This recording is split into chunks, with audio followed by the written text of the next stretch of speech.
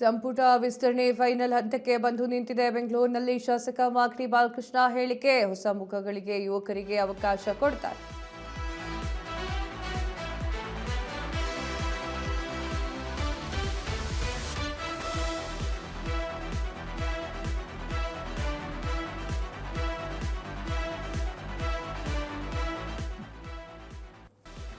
ಸಂಪುಟ ವಿಸ್ತರಣೆ ಫೈನಲ್ ಹಂತಕ್ಕೆ ಬಂದು ತಲುಪಿದೆ. ಬೆಂಗಳೂರಿನಲ್ಲಿ ಶಾಸಕ ಮಾಗಡಿ ಬಾಲಕೃಷ್ಣ ಅವರ ಹೇಳಿಕೆ, ಹೊಸ ಮುಖಗಳಿಗೆ ಯುವಕರಿಗೆ ಅವಕಾಶವನ್ನು ಕೊಡ್ತಾ ಇದ್ದಾರೆ. ಬುಧವಾರ ಹಾಗೂ ಗುರುವಾರ ಪದಗ್ರಹಣ ನಡೆಯಬಹುದು. ಎಲ್ಲ ವರ್ಗದಲ್ಲೂ ಕೂಡ ಸಿಕ್ಕಾಪಟ್ಟೆ ಕಾಂಪಿಟೇಷನ್ ಇದೆ. ಹೆಚ್ಚುವರಿ ಡಿಸಿಎಂ ಮಾಡಿದ್ರೆ ಒಳ್ಳೆಯದೇ ಅಲ್ವಾ? ಸಂಪುಟ ವಿಸ್ತರಣೆಯ ಬಗ್ಗೆ ಎಚ್.ಸಿ. ಬಾಲಕೃಷ್ಣ ಅವರು ಹೇಳಿಕೆಯನ್ನ ನೀಡಿದ್ರು.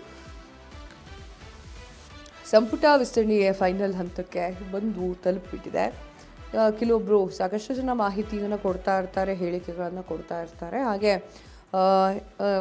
ಮಾಗಡಿಯ ಎಚ್.ಸಿ. ಬಾಲಕೃಷ್ಣ ಅವರು ಕೂಡ ಮಾತನಾಡ್ತಾರೆ. ಆಲ್ರೆಡಿ ಎಲ್ಲ ಫಿಕ್ಸ್ ಆಗಿಬಿಟ್ಟಿದೆ, ಇವಾಗ ಏನು ಹೇಳೋದೇನು ಅಂತ ಅವರು ಹೇಳ್ತಾ ಇರುವಂಥ ಪರಿ.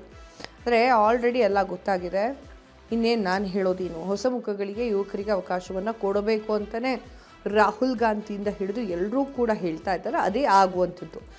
ಬುಧವಾರ ಗುರುವಾರ ರೇಂಜಿಗೆ ಪದಗ್ರಹಣ ಕಾರ್ಯಕ್ರಮ ಆಗಬಹುದು ಅಂತ ಹೇಳಿ ಎಚ್.ಸಿ. ಬಾಲಕೃಷ್ಣ ಅವರು ಹೇಳ್ತಾರೆ. ತಿಳಿಸ್ಕೊಬನ್ನಿ.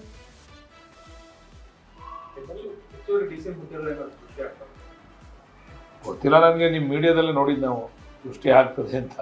ನನಗಂತೂ ಸರಿಯಾಗಿ ಗೊತ್ತಿಲ್ಲ ಅದ್ರ ಬಗ್ಗೆ. ಆದರೆ ಒಳ್ಳೆಯದಾ ಸರ್?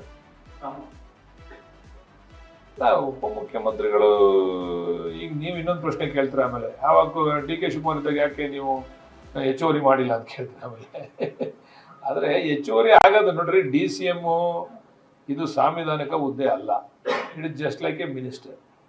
ಇದೇನು ಅಂತಂದರೆ ಈ ರಾಜ್ಯದಲ್ಲಿ ಒಂದು ಮೆಸೇಜು, ಈ ಕಮ್ಯುನಿಟಿಯಿಂದ ಒಬ್ಬ ಒಳ್ಳೆ ಸ್ಟ್ರಾಂಗ್ ಲೀಡರ್ ಇದ್ದಾರೆ ಅಂತ ಒಂದು ಮೆಸೇಜ್ ಕೊಡಲಿಕ್ಕೆ DCM ಮಾಡೋದು ಅಷ್ಟೇ.